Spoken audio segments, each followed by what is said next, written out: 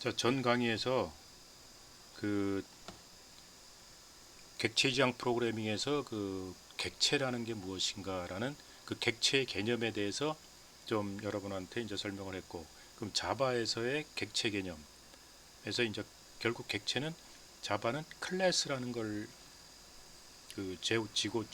지원하고 있고, 그 객체들은 클래스로부터 생성된다고 얘기를 했죠. 그래서 그 객체라는 개념이 그 속에 그 자기 어떤 객체의 정적 특성을 결정짓는 정적 속성을 나타내는 변수들이죠. 일종의 정보하고, 그 다음에 그 정적 특성인 정보들을 기반으로 해서 동작하는 어떤 동작 기능, 이제 그 액션이죠. 그래서 상태와 비헤이비어가 한꺼번에 하나의 캡슐 형태로 모아져 있는 거, 이 구성되어 있는 거를 우리가 그 객체라고 그랬어요. 그리고 그런 객체는 자바에서 이제 클래스라는 그 객체를 생성하는 틀이라고 그랬죠. 현실 세계에서 어떤 붕어빵을 만들 때 붕어빵 만드는 틀이 있듯이 그 틀에서부터 생성된다고 그랬어요. 그래서 무한개의 객체가 생성될 수 있어요. 틀이 하나 존재하면은. 그래서 이런 틀을 그 자바에서는 이제 그 클래스라고 했죠. 그래서 그걸 결국 클래스는 두 개의 어떤 그 특성을 가진 정보들로 구성돼, 하나는 정적 특성을 가지는 정보, 그게 이제 필드라고 그랬고, 그 다음에 그 필드를 기반으로 동작할 수 있는 어떤 기능들, 이제 그런 것들 우리가 메소드라고 얘기했죠. 그래서 이런 객체들이 만들어지면 이런 객체들은 메시지 통신을 통해서 서로 메시지를 주고받음으로 인해서 그 원하는 작업을 실행해 준다고 했어요. 자, 그러면 이번 시간에 그 자바 객체의 특성을 몇 가지 알아보기로 합시다. 중요한 특성입니다. 먼저 이제 추상화라는 개념인데, 앱스트랙션이라고 얘기를 하는데, 이 추상화가 무엇이냐면은 뭔가 작업을 위해서 그 뭔가에 구성하는 것, 그러니까 객체 구성이죠. 객체 구성을 위해서 꼭 필요한 것만 남기고 그 나머지 상세한 사항은 제거해서 단순화시키는 과정이에요. 그걸 우리가 추상화라고 합니다. 그렇게 함으로 인해서 결국 객체의 간소화를 유도하게 돼 있죠. 그래서 그 꼭 필요한 거 아니면, 예를 들어서 여러분들 중국집에 가서도 짜장면을 시킬 때 주방에서 짜장면을 어떻게 만드는지는 몰라요. 여러분들은 그냥 짜장면을 시키기만 하면 됩니다. 그래서 짜장면 만들기는 추상화되어 있어요. 그래서 여러분한테 꼭 필요한 정보, 짜장면 메뉴에 대해서 짜장면 혹은 삼선 짜장면, 이렇게 해서 짜장면을 시키고 그거에 대해서 여러분 받기만 할 뿐이지, 그 짜장면이 어떻게 만들어지고 이런 거는 다 제거되어 있습니다. 정보가. 여러분 중국집에는. 그래서 그 추상화가 잘 돼 있죠. 대부분 모든 게 다 그래. 꽃배달 서비스도 마찬가지죠. 꽃배달 서비스를 위해서 꼭 필요한 것만 남겨놓고, 즉 여러분은 어떤 꽃을 그 얼만큼, 그 다음에 어디로 전달해 줄까 하는 꼭 필요한 정보만 남기고 나머지는 제거해 버렸죠. 그래서 여러분은 모릅니다. 이렇게 함으로 해서 플라워 그 꽃 서비스 객체가 굉장히 단순화되죠. 여러분한테 보면 굉장히 단순해요. 그 다음에 중국집도 굉장히 단순화돼 있죠. 여러분이 중국집에 가가지고 그 뭐 짜장면은 만들 때 뭐 짜장은 뭐 5분만 볶아주시고 양파는 이렇게 썰어주시고 거기서 뭐는 제거해주시고 이런 식으로 주문을 안 한다는 얘기죠. 중국집에서 다 막아버렸죠. 상세한 거는. 자, 그러면 이런 추상화 개념이 굉장히 중요합니다. 왜 그러냐면은, 이 추상화가 필요하냐면 어떤 객체가 지금 두 가지 섹션으로 나눠진다고 그랬죠. 하나는 그 정적 특성을 나타내는 필드와 이제 상태 정보와 동적 속성을 나타내는 어떤 기능, 메소드라고 그랬죠. 근데 알고 보면 아까 좀 전 강의에서 얘기했듯이 그 반려견 예를 들어보더라도 너무 많은 그 정적 특성을 가지는 정보가 있어요. 강아지의 이름부터 견종, 나이, 꼬리 모양, 색깔, 뭐 이런 등등 굉장히 많은 정보가 있는데 그게 다 필요하냐? 그렇지 않다는 얘기죠. 그 강아지를 위해서 그 강아지에 대해 꼭 필요한 정적 특성, 강아지 이름, 소유자, 뭐 견종, 그다음에 뭐 지금 나이, 요 정도 알면 되지. 그 위에 뭐 색깔이 뭐 색깔도 필요할 수도 있겠지만 뭐 꼬리 모양이 어떻게 이런 거는 크게 우리가 중요하지 않다는 얘기. 그래서 꼭 필요한 정보만 남기고 반려견 강아지에 대해서 정책 정보를 추상화할 필요가 있죠. 그다음에 동작도 너무 많아요. 먹기, 자기, 뛰기, 짖기, 뭐 잠자기, 그다음에 꼬리 흔들기 이렇게 굉장히 많지만 그 정보들이 다 동작이 다 우리한테 필요 없다는 얘기죠. 중요한 정보만 기술할 수 있으면 만들어 놓으면 된다는 얘기죠. 그래서 이처럼 추상화를 해야만 우리가 객체에 대해서 그 객체를 우리가 꼭 필요한 정보만 볼 수 있도록 단순화시킬 수 있다는 얘기예요. 그래서 이거는 여러분들 어딜 무슨 일을 하더라도 상대방에 대해서 여러분들 모든 걸 알고 소통을 하진 않습니다. 그 상대방의 이름이라든지 상대방의 뭐 소속이라든지 지위 뭐 몇 가지만 알고 나서 얘기를 하는 거지 그 사람 속 어떻게 살아왔고 부모가 이런 거 알 필요는 없는 거죠. 그래서 이런 추상화는 그 현실 생활에서도 굉장히 다 필요한 거고 다 지금 이미 그 추상화가 돼 있는 상태죠. 그 예를 들어서 또 음악 미술 같은 데서 피카소가 추상화의 대가라 그러죠. 그런 추상화라는 그림을 보면은 자기가 화가가 그 관람자한테 꼭 보여주고자 하는 것만 남기고 나머지는 다 숨겨버렸어요. 제거를 해버렸다. 그러니까 아주 단순해졌죠. 그림이 굉장히 단순합니다. 추상화는. 그 대신에서 이제 추상화가 너무 높아지면은 추상화 레벨이라 그러는데 추상화 레벨이 너무 높아지면은 이해가 안 가요. 너무 단순화돼 버리면. 어느 정도 정보가 있어야만 그게 무엇인지를 알 수 있는데 이게 무엇인지 모르는 그 너무 추상화가 강하게 돼서 그래요. 그다음에 너무 현실화된 건 우리가 구상화라고 그러죠. 현실을 세세하게 표현한 거. 이제 그럴 필요까지 없는데 이제 정도껏만 해줘도 우리는 알 수 있는데 너무 세세하게 표현한 것도 이제 추상화 반대죠. 그래서 추상화 레벨이 너무 낮으면은 너무 이제 복잡해지고 이제 그 처리하기가 굉장히 힘들어지죠. 너무 간단하면 또 이해하기가 어려워요. 그래서 적정한 추상화 수준이 필요하다는 얘기죠. 그래서 이런 추상화를과 더불어서 이제 캡슐화 어떤 정보를 굉장히 시켜주고 그거를 이제 보여지지 않게 가려버린다는 얘기죠. 캡슐화 시킨다. 그래서 캡슐화 시키는 과정을 우리가 인캡슐레이션이라고 해요. 이런 캡슐화 시키면 그 안에 이제 그 동적 정보, 정적 정보들이 이 안에 다 감춰져 버리죠. 그럼으로 인해서 정보 은폐가 일어납니다. 근데 이제 인캡슐레이션 한다고 해서 정보가 은폐되진 않아요. 무조건. 그 왜냐하면은 여러분들 보시다시피 우리 그 캡슐 약이 있죠. 캡슐 약도 이제 이렇게 되어 있어서 두 가지 정도 이게 보면 어떤 캡슐 이런 게 캡슐이라고 그래요. 그러면 어떤 캡슐은 이게 불투명해 가지고 속에 이제 알약들이 보이질 않습니다. 이제 이런 거는 이제 정보 은폐가 같이 일어난 거예요. 캡슐화를 통해서 정보 은폐를 한 거죠. 그러나 어떤 캡슐약은 안에 알갱이가 다 보입니다. 요거는 캡슐화를 했지만 정보 은폐는 안 되는 케이스예요. 그래서 캡슐화를 한다고 해서 무조건 정보 은폐가 되는 건 아닌데 일반적으로 캡슐화를 하면 정보 은폐가 됩니다. 그래서 가능하면 그래서 추상화를 하게 되면 일반적으로 캡슐화 정보 은폐까지 다 해가지고 완전히 그 외부에서 보이지 않게끔 막아버리는 이런 게 우리가 이제 객체가 이런 특성을 다 가지고 있어요. 그 중국집을 가서도 보면은 주방을 다 가려버렸죠. 가려버려서 속에서 짜장면을 어떻게 만드는지 이런 게 안 보입니다. 그걸 다 보이게끔 해놓으면은 캡슐화는 돼 있지만 은폐는 안 돼 있죠. 아, 짜장면 저렇게 만들고 있구나. 이런 게 다 보이면 아, 짜장면 먹기 싫은데 짜장면 만들 때 손에다 침 튀겨가지고 밀가루를 반죽하고 이러면 먹고 싶은 생각이 없어지죠. 그러면 이제 주문하기 싫은 생각, 이런 생각. 그래서 가능하면 정보 은폐를 해버립니다. 그게 좋죠.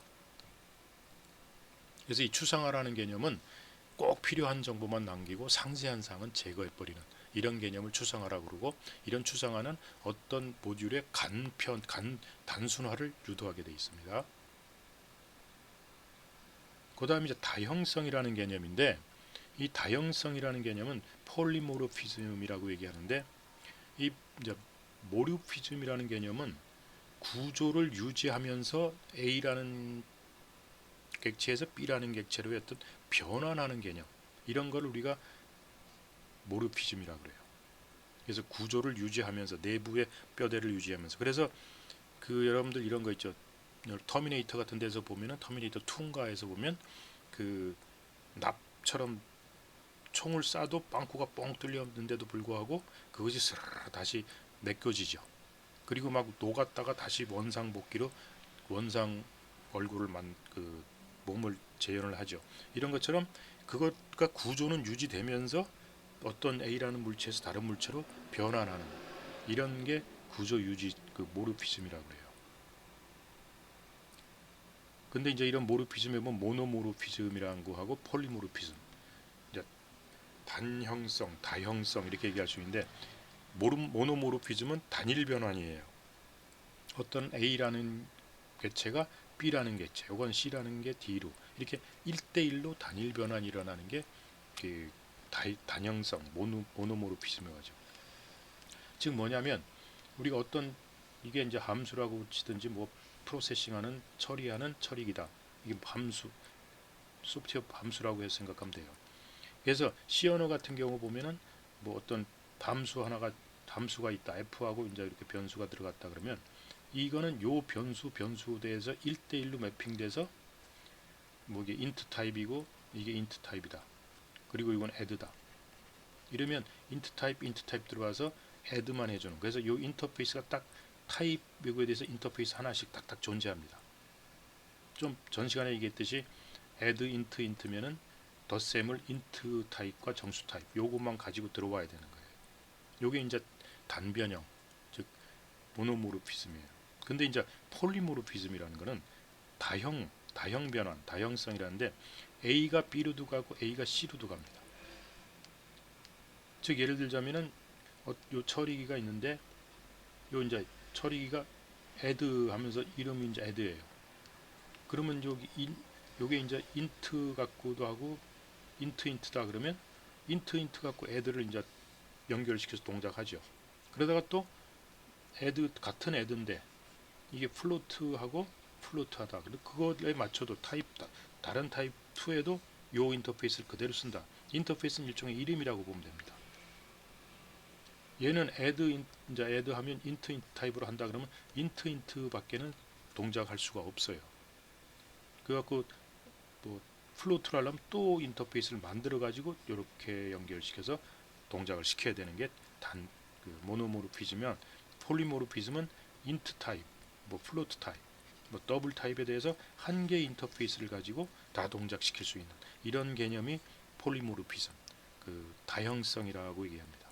그 자바는 이런 특성을 잠시 잠깐 얘기했지만 메소드 오버로딩과 메소드 오버라이딩이라는 두 가지의 그 동작 기능을 가지고 이 다형성을 구현하고 있어요. 그리고 이제 요거에 대해서 일단 아까 얘기했듯이 add 하나 가지고 이게 정수 타입에도 동작하고 플로트 타입에도 동작하고 더블 타입에도 동작하는 이런 경우를 우리가 메소드 오버로딩이라고 그래요.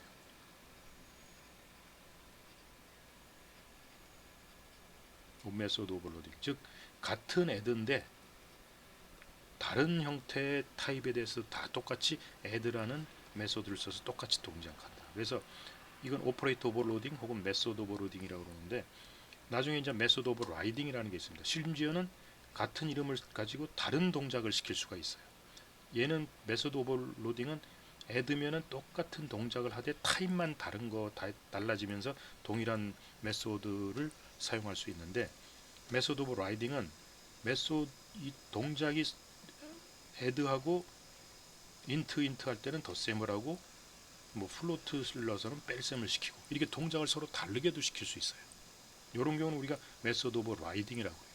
내가 정의한 동작이 덧셈이었는데 난 이걸 뺄셈으로 바꾸겠다 해서 뺄셈을 시킬 수도 있다는 얘기죠.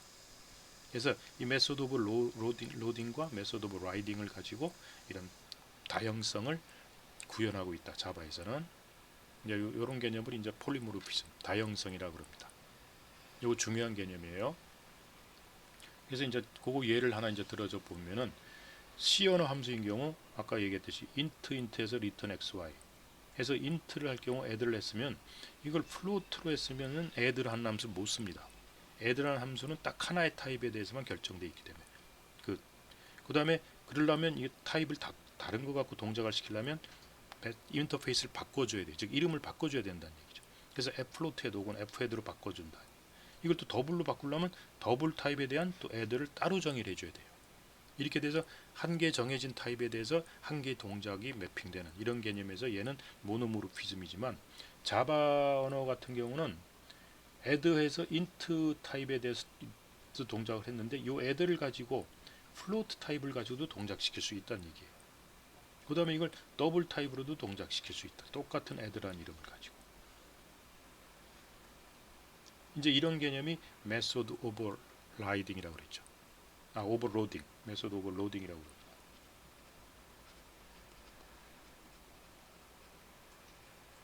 근데 심지어는 아까 얘기했듯이 다른 동작을 해도 무방하다. add라는 함수를 갖다 놓고 계속 덧셈을 해놓고 나는 뺄셈을 해주겠다.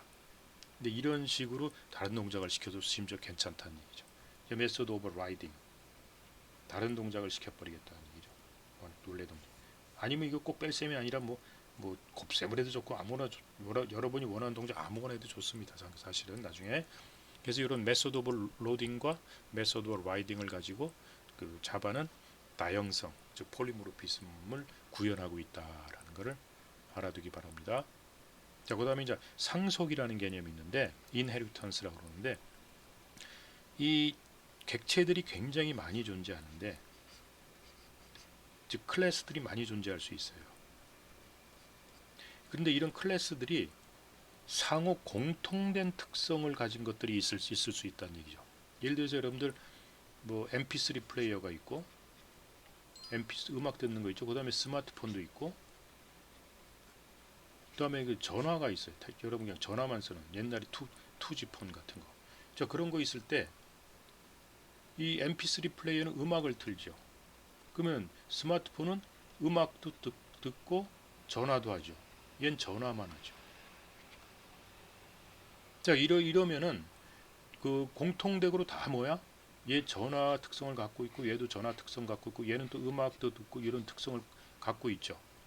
근데 이렇게 있을 때 이 스마트폰은 자기 클래스의 음악 듣기, 전화 걸기가 다 가지고 있지만 얘네들이 MP3 플레이어라는 그 객체와 텔레폰 전화라는 객체가 있을 때 그리고 스마트폰이라는 객체가 있을 때 이 스마트폰 객체는 MP3를 굳이 음악을 이 안에 자기가 메소드나 이런 걸 만들 필요가 없어요. 왜?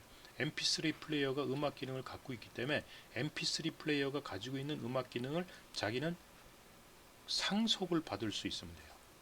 우리가 이게서 자바에서 상속이라고 그럽니다. 그러면은 자기가 구현 안 해도 MP3 플레이어가 갖고 있는 모든 필드나 메소드들을 얘가 안에 내포할 수 있습니다. 상속을 받게 되면. 이렇게 되면 굳이 그 스마트폰에서는 따로 MP3 플레이어에 해당하는 기술 그 메소드나 이런 걸 구현할 필요가 없어요. 그냥 MP3 걸 갖다 쓰면 된다는 얘기죠. 이런 개념이 상속 개념이고 또 전화 기능은 전화에서 상속을 받으면 돼요. 전화 기능은 그래서 원한다면 이제 우리 바라건대 스마트폰은 MP3에서 상속받고 전화에서 상속받으면 다 끝나게 되지만 안타깝게도 상속은 한 군데서밖에 못 받습니다. 두 군데 이상의 상속을 못 받아요. 이건 아주 꼭 인간 세계하고 유사하죠. 여러분들이 부모님한테서 어떤 유전적 특성을 여러분들이 부모님한테서 상속을 받죠. 상속받을 때 이렇게 표시합니다. 나중에 이제 이렇게 상속을 받는데 또 다른 부모가 있어서 너한테 상속 준다는 이게 말이 안 되죠. 두 군데서 부모가 둘이라는 얘기니까. 그래서 자바에서는 상속은 한 군데에서만 받을 수 있게 돼 있지 두 군데에서 상속을 못 받게 돼 있습니다. 그러나 이 부모는 여러 군데 상속은 줄 수 있어요. 이렇게 이렇게 받을 수는 있다. 이 얘기는 무슨 얘기냐? 부모님이 자식은 여러 명 낳을 수 있다는 얘기예요. 그거나 같은 개념이에요. 그래서 서로 다른 객체들의 공통된 특성을 내가 갖고 싶을 때, 공유하고 싶을 때 상속을 받으면 된다. 이제 이런 개념이 상속 개념이에요. 그래서 상속을 받게 되면 자신이 가지고 있는 필드와 그 메소드를 하위 클래스에게 넘겨주는 방법을 통해서 하위 클래스들은 모두 상위 클래스의 필드와 메소드를 공유하게 됩니다. 무슨 얘기인지 알게 돼 있죠? 예를 들어서 버스나 스포츠카나 트럭 같은 경우, 이런 경우 서로 다른 객체예요. 서로 다른 객체지만 공통된 특성을 다 갖고 있어요. 핸들을 갖고 있죠. 그다음에 기어도 갖고 있죠. 그다음에 뭐 브레이크도 갖고 있죠. 이제 이런 자동차가 가지고 있는 공통된 특성 다 가지고 있어요. 그렇기 때문에 이런 클래스들을 만들 때, 버스 클래스, 뭐 스포츠카 클래스, 트럭 클래스를 만들 때 굳이 공통된 걸 굳이 다 따로따로 구현할 필요가 가져야 될 필요는 없다는 얘기죠. 어디 거를 내가 필요한 데서 상속을 받으면 그것께 내 거로 되기 때문에 그 공유할 수 있기 때문에 이제 굳이 만들 필요가 없어지는 거죠. 그래서 이럴 때 이제 예를 들자면 요 일반 계산기가 있고 그 공학용 계산기가 있다고 했을 때, 공학용 계산기는 일반용 계산기를 다 포함합니다. 그러니까 굳이 공학용 계산기를 만들 때 일반 계산기를 그대로 또 이 안에다 구현할 필요가 없어요. 일반 계산기 거를 상속 받아오면은 자기가 필요한 거 일반 계산은 다 그대로 옛 거를 쓰면 됩니다. 그대로 내용 가질 수 있기 때문에. 그 대신에 공학용 계산기만 가질 수 있는 뭐 사인 계산이라든지 코사인 계산이라든지 로그 계산이라 이런 건 따로만, 이런 것만 따로 가지면 되죠. 그러니까 그 상속을 받게 되면은 그 자기가 만들어야 될 어떤 기능이나 이런 것들을 축소화, 단순화시킬 수 있죠. 그렇게 해서 그래서 상속을 하는 클래스 위를 슈퍼 클래스라 얘기하고, 혹은 부모 클래스라고 얘기하기도 하고, 혹은 상위 클래스라고 얘기해요. 상위 클래스. 근데 상위는 이 위도 다 상위예요. 근데 이 캘큘레이터는 또 어디서 또 상속받을 수 있죠.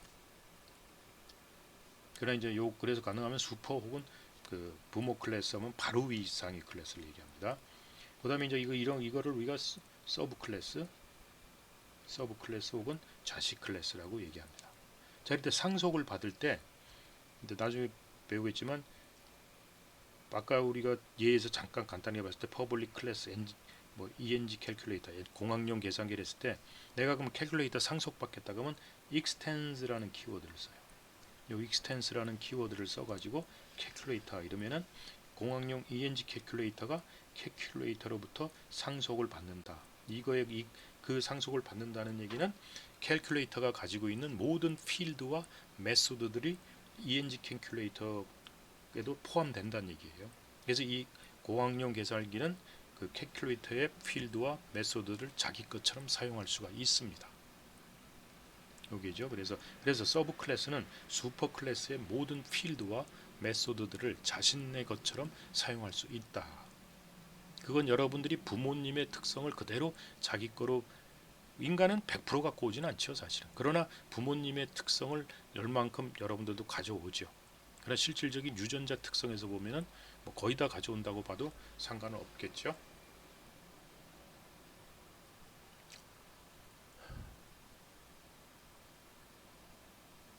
자, 여기까지 이제 해서 자바 특성, 그 굉장히 중요합니다. 추상화와 그다음에 상속과 그다음에 다형성, 이 굉장히 중요한 자바의 3대 객체가 가지는 특성이에요.